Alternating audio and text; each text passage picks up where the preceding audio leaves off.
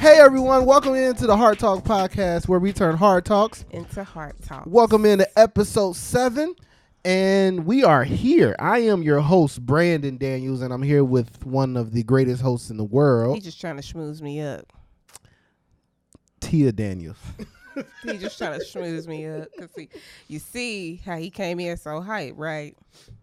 I didn't come in hype. Whatever. I'm just trying to, welcome in our listeners. Whatever. And our watchers. Anyway. So I want to before we start, I want to give a shout out to all of our give a shout out to our YouTube viewership, our Facebook viewership, and then our Spotify and all those other platforms, audio, our listenership. And I actually want to shout out consistent listeners. So, Tierra, Eric, Trey, love y'all. That we know about. Yeah, those are the 3 that we know about. If you don't comment or if you don't, give us ratings or anything, we don't know. So they let us know. And so that's why we're thanking them. So just let us know if you're listening and we'll shout you out too. Yeah. Thank you. When we get our merch, y'all on the list. Yeah. I can't wait for merch. Hey, anybody out there who does merch or have any connections to anybody that does merch? We're actually quality. We're looking. It is merch, but it's also like graphic design. And I think we're looking for, that type of stuff for our shirts. So let us know. Hit our inbox. Please. Hit our inbox. How was your day today? It's been really. Are you for real about to chew this ice right now? I'm just chilling. Apparently. I'm sorry. That's not your mic etiquette. Sorry, I would chew my ice away from the mic.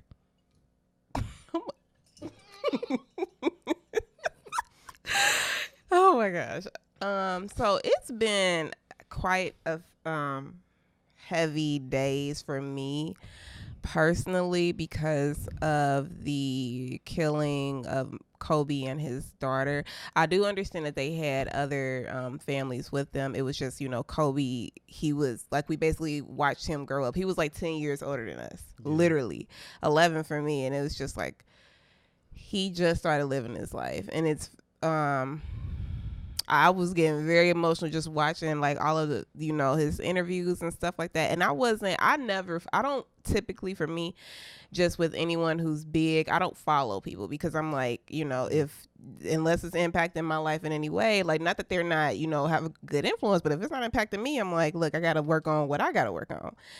But it was still tragic. Like I looked at Brandon and I said, Kobe's dead. And he's like, what? I didn't believe it. He didn't. So before we continue, let's do that. Let's send our condolences to the Bryant family. Yeah. In their loss right now. Vanessa losing her husband and her daughter and her daughter on the same day. I don't know what I can't even imagine. So we want to send our condolences to the family. I would never, like, parents should not have to bury their children. Yeah. I don't believe it. To the NBA players, affected. You can see it all in the games that was played the day that he died. It was really, actually the Laker game, Laker versus Clipper game that was scheduled for Tuesday was postponed. Yeah, that's good. Which is a good thing, just to give the players time to grieve. Yeah. In the midst of all this was going on. So, we send our condolences here at the Heart Talk. Yes, we do. And this is real sad. It's probably been the same way for me too in my day. It's just been I had to stop because all through my timeline all you see is Kobe. Every other post is just Kobe, and I'm like, it's still surreal to me.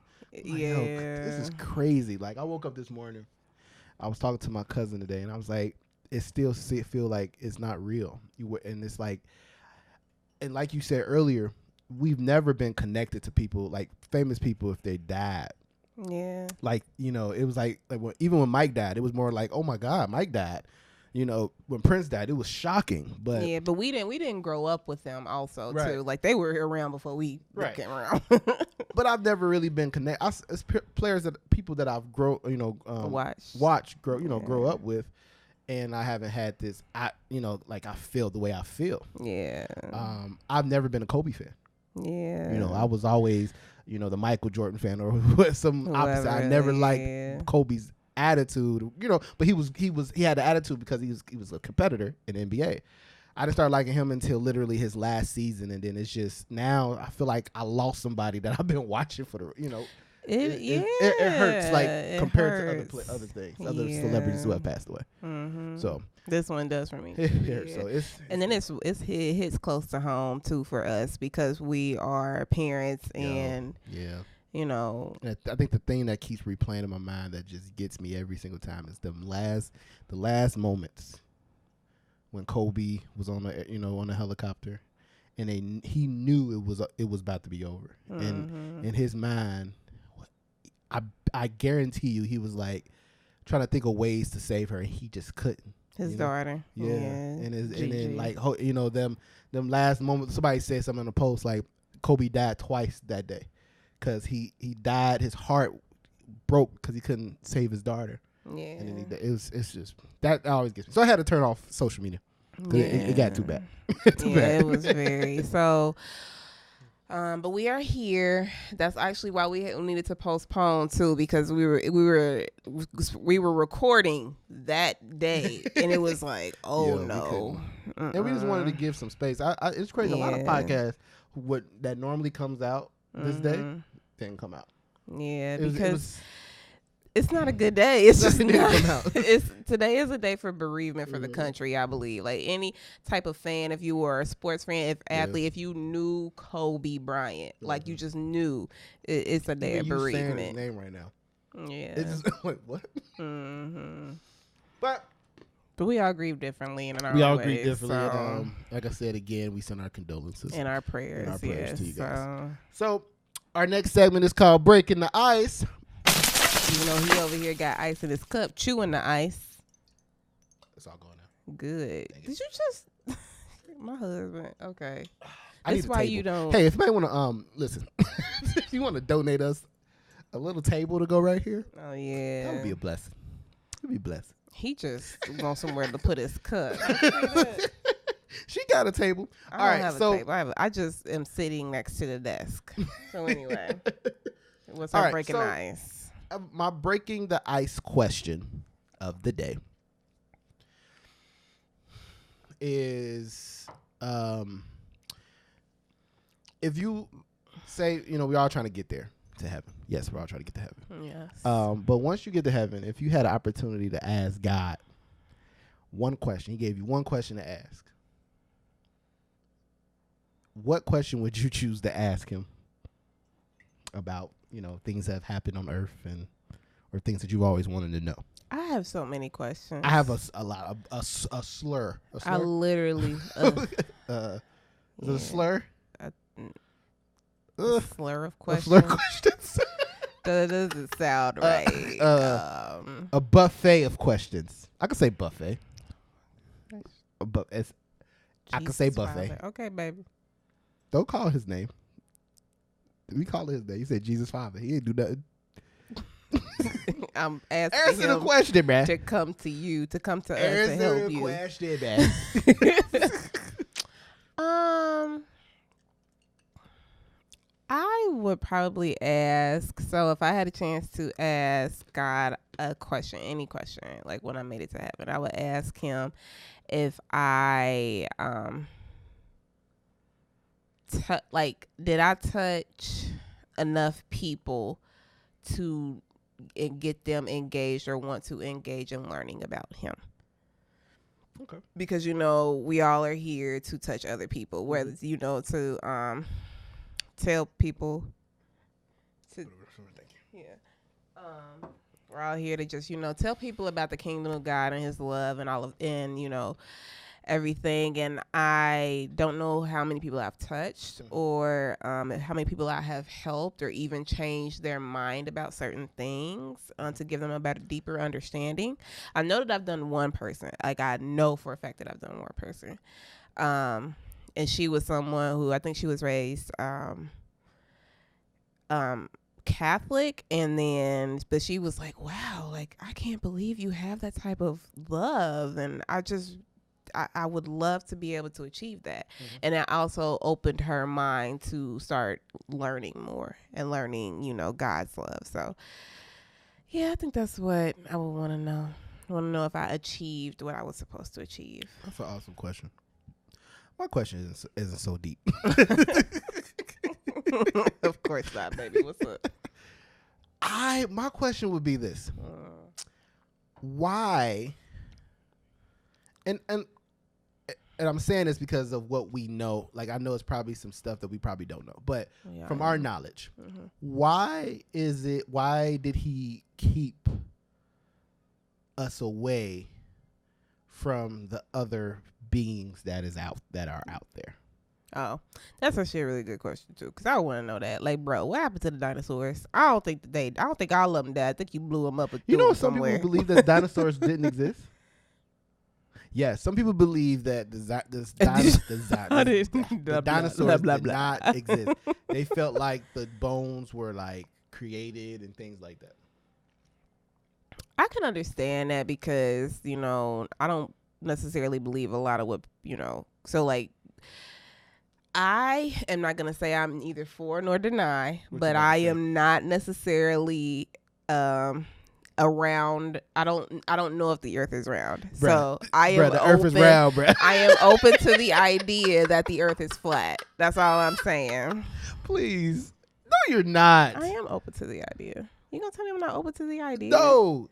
How you going to tell me? Crap. How you go? So you know for a fact. If the No. Do you know for a fact? Scientifically, it's impossible for the earth to be flat. Brandon, who made science? People. So do you know for a fact that the earth is... If the earth was flat, from a scientific standpoint, if the earth was flat, our gravity wouldn't be the way it is. I can't believe that. You think that the earth is flat? I didn't say that. I said open to the concept of the earth being flat. Yes. Jesus. I'm open to it. I know you ain't talking. So anyway, but to all of those people who are not, you know, flat earthers, I understand you as well. Like, I understand, but the thing about it is, I don't know. And my husband over here talking about he think the earth is round, but he don't believe we made it to the moon. And I'm over here like, but that's the same type of instance. Like, if we didn't make it to the moon, then how do we have pictures of the earth being round? Are you serious right now? Well, there's a satellite up there. Do you really believe that satellite? Yeah, I believe there's a satellite up there. No, I'm talking about, do you believe like the satellite and what they're trying to say projects from the satellite? How do you know that that's a fact? Okay, so this is how I know it's a fact. Outside of astronauts being up there, right? There was a competition where a guy from Red Bull, Red Bull holds like these competitions where people jump off of stuff. He jumped from like the highest point where he can jump off of into like, and you saw from his camera how the earth was just, it looks spheric. It's gonna, but that's not. I don't think it's flat. I don't necessarily think that's right, because when you have like a wide picture, it makes anything look round. I just do not believe. And then the sun, if the earth was flat, like, do you believe the earth is flat this way or that? I mean, I don't. Don't know. I'm saying I'm open to the idea. I'm neither for nor deny. I'm for nor against. I'm just saying that I'm open to the idea. So anyway, we got to move past this. Sheesh. He gonna over here ruin my whole. I was just open. I'm expressing that I'm open. That's all I'm saying. So that's cool. I'm about to sock you, bro. Go have me abuse you. Okay, so growing up in life, we've always been taught that when you get older, you go to college. After you go to college, you go to work, find a good job. You find a good job. After you find a good job, you find a husband or a wife. You have some kids. You go buy a house. You're supposed to buy the house first and then have kids. Buy the house first, then have the kids, and then build this big white fence around your property, and then go get you a dog, 2 dogs. I won't 4 of them things. We only have one son, so we can have 4 dogs. Well, technically, I'm still on the clock for the second one. You are. That's what what did I just say? I'm saying I said technically I'm still on the clock for the second one. I am not, is what I'm saying. You are. You can go have another one. I want 4 dogs. You're not listening. I said I was on the clock for the second one. That's fine. And then you said, no, you are. Like, I'm not. I didn't say you were. Okay, so that means I can have my 4 dogs. Jesus, Father, ain't no 4 dogs coming around this way. You see this? But so you're taught this, and this basically measures your success. Yeah. People look at this, or in society. In society, this tells you, oh, you are successful. Yeah. You know, you got your house, you got a nice car, kids, health. You know, dog. You have everything that qualifies you to be a success in this country. Yeah. At that point, according to society, you have officially achieved the American dream. Yep. Or society's idea of the American dream. That's what I just said. Oh, sorry. My bad. My bad. So I'm interrupting his deep thoughts. My bad, boo. So, because of that, we are going to be diving in today into the subject of the American dream. And the myth. Is it a myth or is it truth? Yeah. According to Oxford. I just looked it up. Oxford tells us, and we are the Heart Talk podcast, and we are Oxford Dictionary. Yeah, I had to. Yes, we're Oxford. Nothing else but Oxford. It's interesting, the guy that I met, because I don't even talk to him anymore, but he was like, no, don't ever do Oxford. And so it's stuck in my head. Like, don't ever do Merriam-Webster. Oh, yeah. Yeah. But if you understand, then you understand. So okay, so according to Oxford, the American dream definition is this: the ideal by which equality of opportunity is available to any American, allowing the highest aspirations and goals to be achieved. Okay? Mm-hmm. That is the consensus definition of what that is. That it kind of says what it is from a, societal standpoint. Mm-hmm. What do you believe the American dream is? The American dream. I mean, from your standpoint, when you hear the American dream, really your description, what you described. So the whole husband, wife, 2 kids. The average American home has 2.5 kids. So I'm still trying to figure out where this half comes from. I don't know. I'm not having half a child, so. That's the average, it's weird, with the house, a nice house, nice car, nice yard, and mom, the traditional, mom stays home with the kids, dad goes to work, and that type of thing. That's what comes to mind when I think of the traditional definition of the American dream. Okay. So so that's basically my same mentality. Yeah. And for centuries, not centuries. Stop it. Not century. For the last century. For the last century. The idea of the American dream didn't come out till 1931. So the last 50 years. 50. I'm just trying to throw a ballpark. 50. 50 is 1980. But that was, it's crazy. That was right after the baby boomers. As around the baby boomers time. When that happened, so I guess it kind of started at that point, 1931. Right? Yeah, okay. That was when the idea came about. Okay, yeah. So I believe. So 90 years, y'all. 90 years. Oh, I'm not good with math. 90 years. I just wanted to throw that out there. But I believe the same thing when I see that. And when you looked on TV or anything like that, all you saw was, it was basically saying you can attain this. Yeah. If you work hard, you can come from nothing and build something. Yeah. Yes. Now I do believe that there was a time when there was a lot. I think it was a time where there was I think it's called the Great Migration, when it was a time when everybody from all the countries came into our country. Yeah. Because that's what they wanted to achieve, the American dream. Right. And at that time, I believe it probably was accessible to them. Mm-hmm. Because first of all, of their color, them being white, and not a lot of obstacles in their way. Yeah. But I have a strong belief that when that idea came out in 1930 or 31, yeah. the idea of the American dream was not meant for people outside of the Caucasian race. Yeah. You know, so I agree. So when you saw it on TV, you never saw anybody. It was always a white family that was doing it. Mm-hmm. And so then, in the midst of that, now while everybody's, the TV didn't come out till what, around 1950. So around 1950 time, you saw it all over TV. The commercials and things like that. And so black people had TVs in their house, and when they saw this, in their minds, they probably thought, "Oh, we can attain this." Mm-hmm. But you can't attain something when the system isn't meant for you to attain it. Right.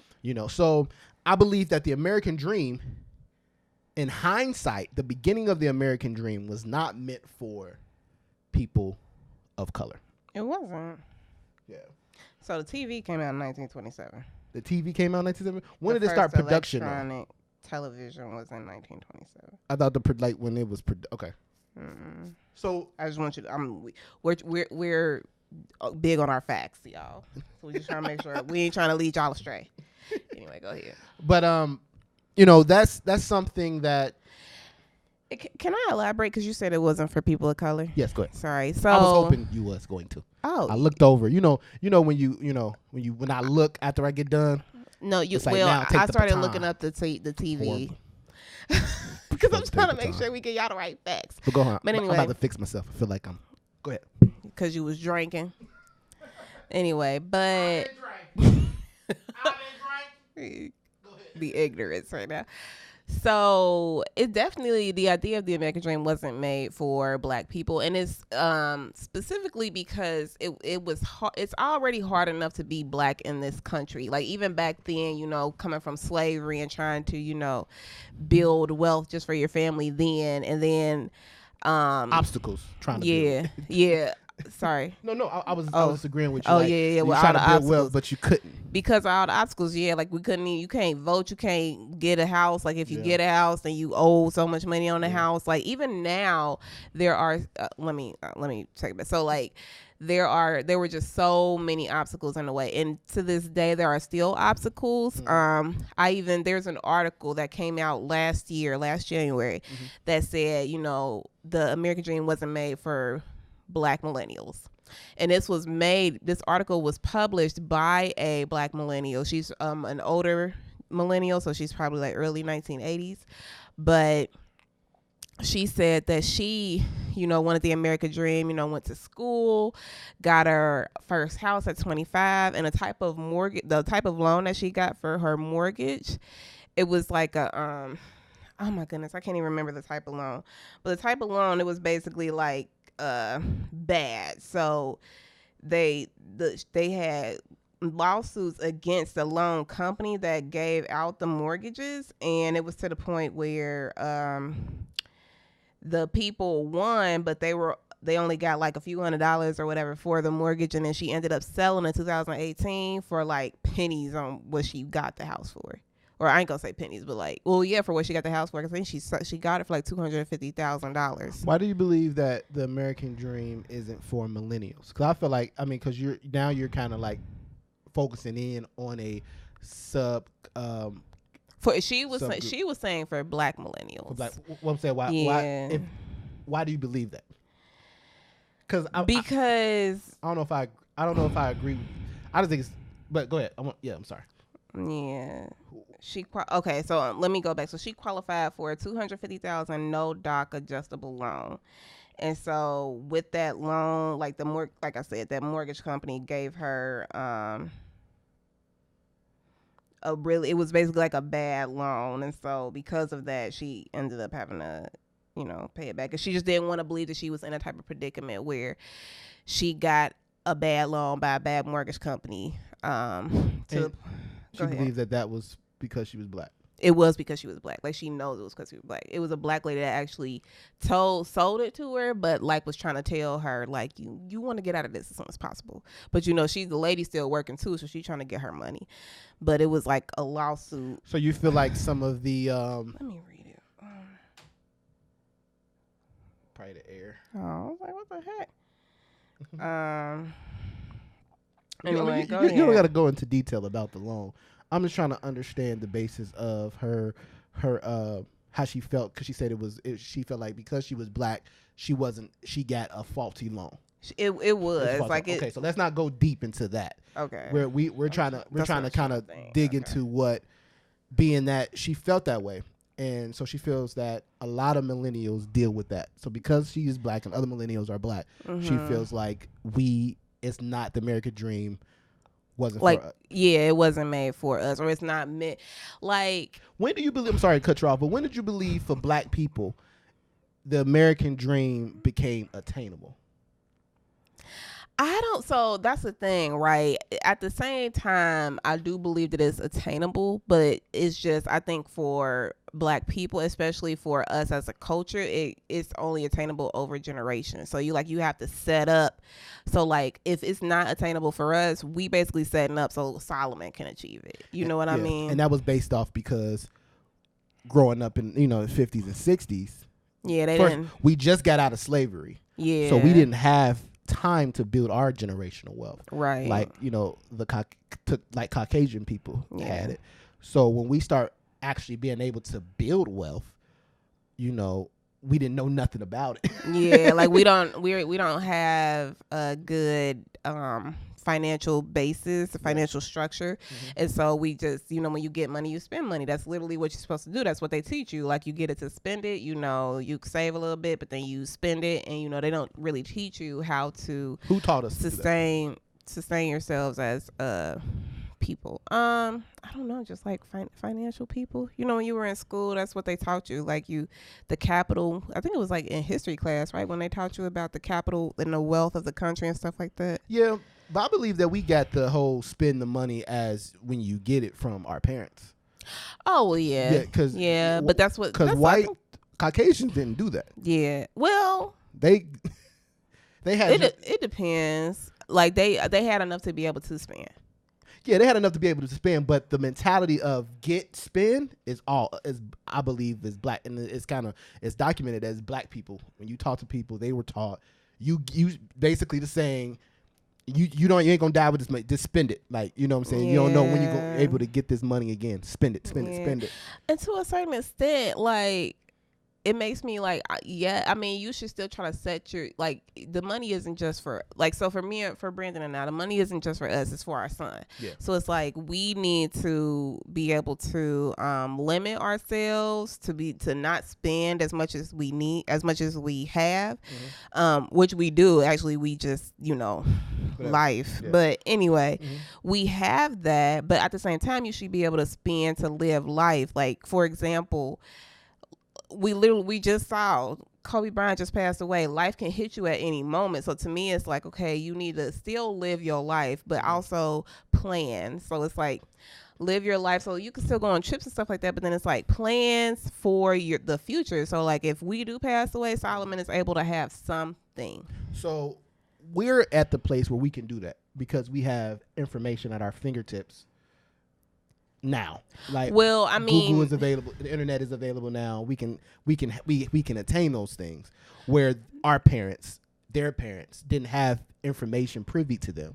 So they wasn't in those meetings for, trying to attain land and trying to get businesses. You never saw that because they didn't have the opportunity to do that. But even though we have the information, the finances still aren't there. Oh, the finances is crazy because first of all, we live in a country where, the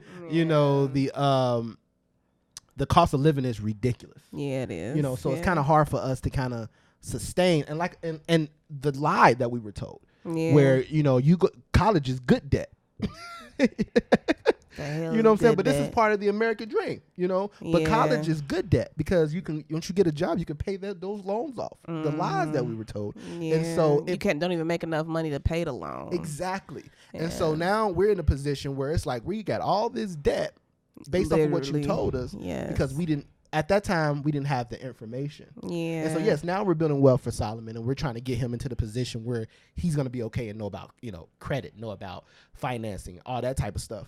But our parents didn't know that, so we didn't have that information. Yeah. That's why I believe it's such a space gap when it comes to our Caucasian brothers, because their parents probably told them about that. And this is like general, if you will. Like this is not for every, because I know people who are white or of different, racial, cultural backgrounds and are in the same position we are. This is and I general. also know a lot that are in way better positions than we are. So it's kind of like, this is more of a statistical thing based off of statistics. Yeah. But yeah, so I believe that we just wasn't privy to that information growing up. Our parents wasn't privy to that information growing up. So now that we're here, I guess I think you answered it.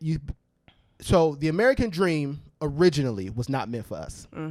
However, over time, the concept of the American dream started to crumble, or the original dream, and then eventually it was reborn, I guess, where it was like, now your American dream is how you being able to achieve what your highest your highest goals for your life. So that's now is the American dream. Okay. And like I said, we still believe that still it's hard and it's still difficult, especially for us as Black people, right, or people of color, because we don't even feel comfortable driving and getting pulled over, and that's something that can happen any day, because life is so limiting as far as like finances and things like that. If we get pulled over and get a ticket, that just paid for a bill that we could have been able to pay, and it's like we don't have the resources to be able to have those type of things at our fingertips, and it's actually really upsetting. Like, for example, for me personally, like I'm trying to go to grad school, and it's like I gotta take my GRE. I ain't do that. And I need to do that, but I'm thinking that that's gonna help me to be able to become more financially stable. When it's like, who knows if it will? It's a crapshoot. You don't know. All this, everything that you do is, is a college. You're picking your degree. What you're gonna do is all, I believe, is a 50-50 thing. You don't know what's literally. Majority of people who pick their degree or their major don't do anything in their major. Yeah. It's just getting the degree. So. That's interesting. Do you and before we move on to the next thing, I have a question. Do you believe that after slavery, the starting line, say the starting line of race, who our Caucasian brothers, was already gone?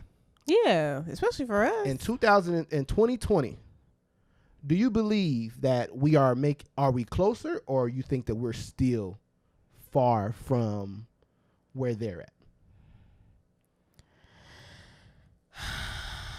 I want to believe that we are closer, just because, we are making history. Like, we're literally still breaking the boundaries that Black people were limited on. Still sad, though, that we're doing that in 2020. That's why I'm saying, like, I want to believe that we're closer, but I don't know. And I think the reason why I bring that up is just the fact of, with the American dream, they got the information way before us, so they're kind of set. Yeah. We're trying to catch up. And it's not even that they got the information; their families were set. Like, literally, we were dragged over here. Facts. And so now we're trying to catch up. So I understand. So now what we're gonna do is just go through. Now we got a glimpse into what the American dream is. And what it means to us and what we feel like it is, what we feel like should be. We're gonna tell you or teach you how to obtain your version of the American dream. Yeah. So go ahead, T. So the first step is to find a dream and to turn it into a goal. Yes. Dreams are literally goals that you make steps to attain. Right. So it becomes dangerous though when you get stuck in dreaming.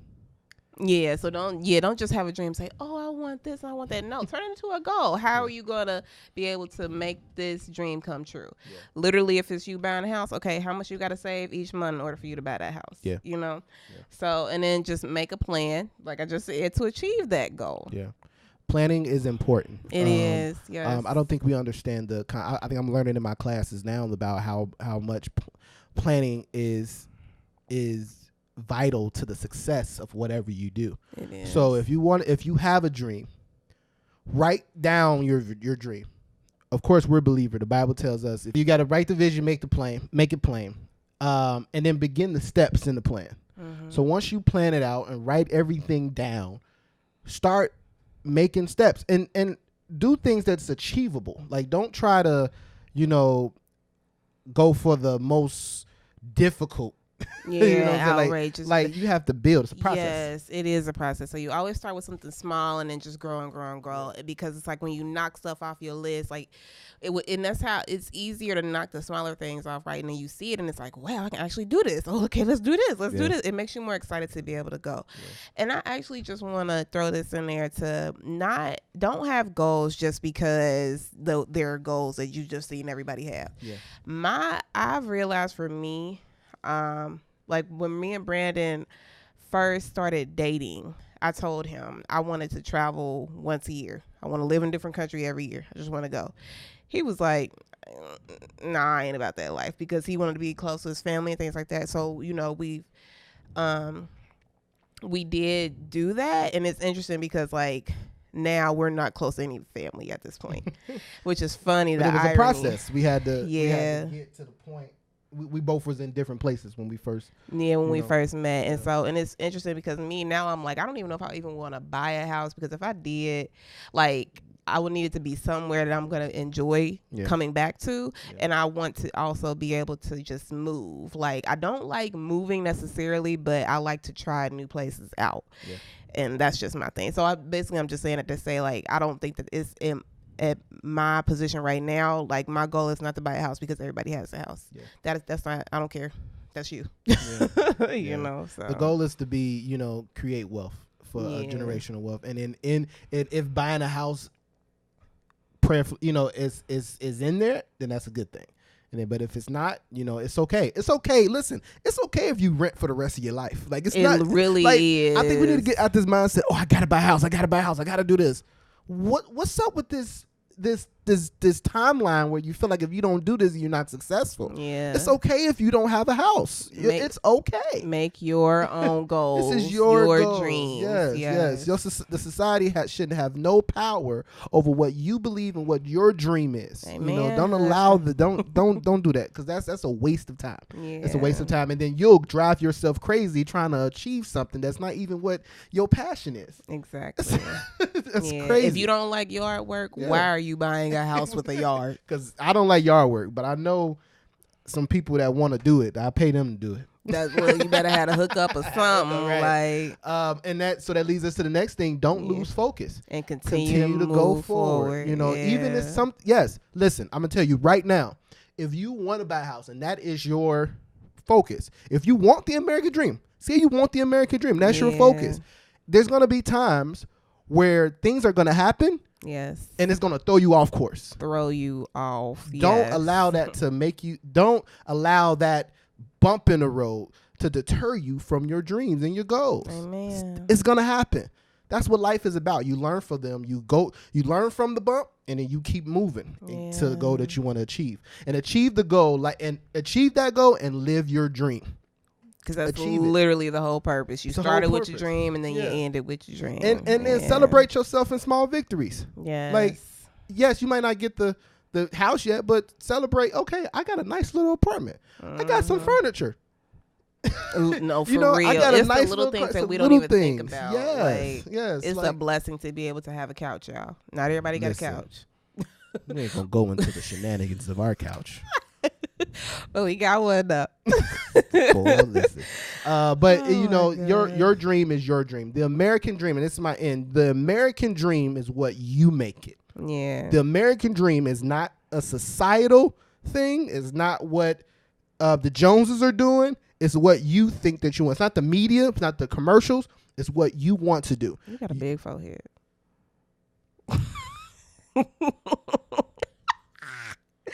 I just interrupted his thought. So whatever you do, just make sure that it's something that you want to do, and you can achieve that goal. You can live out your dream. It's your dream. So do that thing, so. Now it's time for Lele. Go ahead. What was your lately, Brandon? Go ahead. No, I'm asked you. My Since lately apparently is a I'm soliloquy. leading. So Your lately is a soliloquy? I'm venting. Oh, okay. So what's your lately? Beleaf, Beleaf, that Freestyle. It's a song he came out with last year because I believe that's when him and his the artist wife, is named Beleaf. Yeah. Oh yeah. Sorry. Yes. I mean, I said Beleaf. But they don't know what Beleaf is. You gotta say what it is. He is. Okay. He has a YouTube channel also, Beleaf and Fatherhood. But his song that Freestyle came out with in 2019 to signify how him and his wife have finally achieved being debt free. And that is my goal for our family. And I'm like, that's my goal. And I'm going to be listening to that song until we achieve it. And I'm just very happy for them that they were able to achieve it. I love to be around or to see people living that type of life and getting the lifestyle that is my ultimate goal. So I'm just very happy, and that song makes me happy. Okay, so my lately is a rant. Lately, I have been upset with how blacks have been treated in the music industry. One of the things that bothers me, of course, the Grammys just happened this over the weekend, and congrats to all of the nominees and the winners. However, there are some things that I see that is wrong, and some things I want to address. One of the things I want to address with the Grammys, I believe that the black culture when it comes to hip hop R&B has not been respected for all of these years. The last, I guess, since 2000, the last hip hop. So let's go here. So every year, the biggest award of the night is Album of the Year. And so the last time that a hip hop artist received Album of the Year was 2004 with Outkast.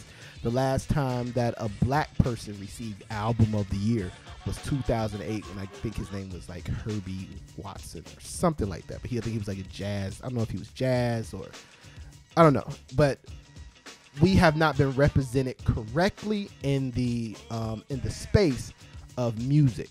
And I believe, and I think I saw a interview where executive came out and said that the board is basically predominantly white males who determine who's going to win these awards, and it is often influenced by money. So if the label wants their prize possession to win the Grammy that year, money is going to be an influence on that. And the reason why I'm bringing it up, because people will say, well, why don't you just start your own thing? Like, we don't need the Grammys. We got BET. But I don't believe BET is a credible. Like, if you win a BET award, you're not saying, oh, this is an award I cherish. It's not like the EGOTs. Yeah. The Grammys have always, for years, when Mike and Stevie Wonder and Ray Charles were getting their way back in the day, these were something that black people wanted to attain. That was a measure of success. But then when you find out that the measure of success is not based on talent, but more or less based on money, capital, and who we want to be that year. Last year, an artist named something Musgraves, I forgot her name, but she won it. But you had people in that category, hip hop artists that was, I think her was in there. I think Kendrick was in there. I mean, some great artists that puts out great artistry, and this girl won this over them. And it's not because of she was better at all, but it was just basically because they wanted her to be that. And so I guess this is my lately rant. Something needs to change. I appreciate P. Diddy just past weekend. He won the Icon Award, and he said that you have that's what he told him. You have 365 days to get this shit together. Because after 365 days, and if nothing changes, we as black people know our worth, and we know that without us, a bunch of these organizations that are there, and which majority of these organizations are nonprofit, so they supposed to work for the people. A bunch of these organizations depend on us to even keep it going. And so I appreciate him using his platform to do that. But we as a people, the fans need to step up.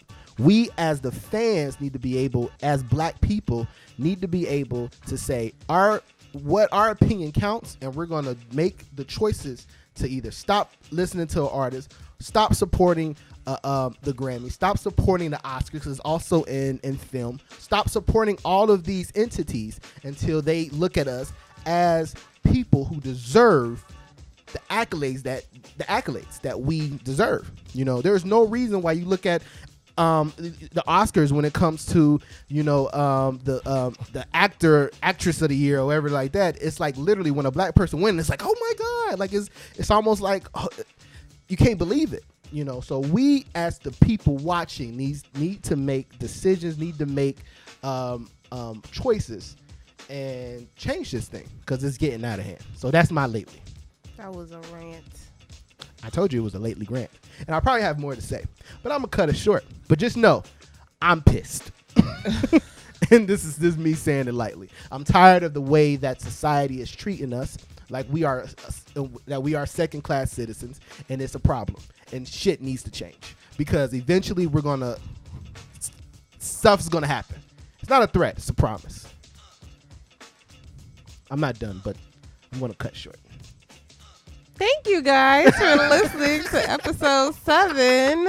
We appreciate you listening to us on our, on our thoughts on the American dream and our rants and our latelys. You can follow us on Facebook, the Heart Talk Podcast. You can follow us on Instagram at the Heart Talk Podcast. You can follow us on Twitter at the Heart Talkers. You can email us, thehearttalkpodcast@gmail.com. You can subscribe to all of our podcast platforms. Subscribe, please, and rate and comment. Let us know what you think, where we can improve. Like, even if you don't want to put we would appreciate 4s or 5s, but if you got any ideas, like, we're going to take whatever you got because we appreciate the realness. We want this to be authentic and we appreciate your thoughts, and that's what we want. Yeah. So on our podcast platforms, Apple Podcasts, Google Podcasts, Spotify, Deezer, and Stitcher. They'll all be in the descriptions. They will be in the description. We were on Spreaker, but we actually ended up taking it off. We're doing trial and error, just testing out everything. So we don't know if we'll be back on, but let us know if you want us to get back on that also. Let us know. Also, if you would like to sponsor an episode, let us know as well. You can email us and let us know if you want to sponsor an episode, and we will sponsor your product. Yeah. And get your product out there. Just hit our lines up. We are about supporting, and we're also about making sure that we solidify ourselves as a business and solidify ourselves as a podcast as well. Yes, so hit us up, email us, and we are grateful. Again, shout out to everybody who tuned in to our podcast today. And to end this, we hear you or we see you. I'll be forgetting this sometimes. We see you. We hear you. And we thank you. And until the next time on the Heart Talk Podcast. Yes. Peace. Bye, everyone. Yeah, boy.